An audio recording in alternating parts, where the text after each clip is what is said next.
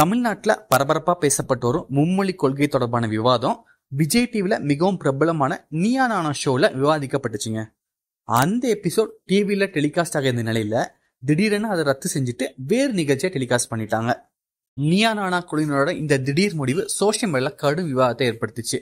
அரசியல் அழுத்தம் காரணமாவே தான் அந்த ஷோ டெலிகாஸ்ட் பண்றதுல இருந்து விஜய் டிவி பின் வாங்கிட்டாங்கன்னு சொல்லிட்டு பலரும் தங்களுடைய கருத்துக்களையும் சொல்லிட்டு வந்தாங்க.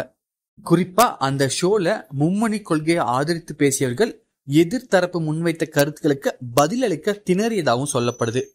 இதனால்தான் அந்த எபிசோட டெலிகாஸ்ட் பண்ணக்கூடாதுன்னு சொல்லிட்டு கடுமையான அழுத்தம் வந்ததா சோசியல் மீடியா சொல்லப்படுது. அதே நேரம் மும்மொழி கொள்கையை ஆதரிப்பு என்ன சொல்றாங்கன்னா, இது முழுக்க முழுக்க திமுகவோட ஸ்கிரிப்ட் என்றும் அவங்க எழுதினபடிதான் அந்த ஷோ போச்சு என்றும் அதனாலதான் அந்த ஷோவை டெலிகாஸ்ட் பண்ணலன்னு அவங்க சொல்லிட்டு இருக்காங்க.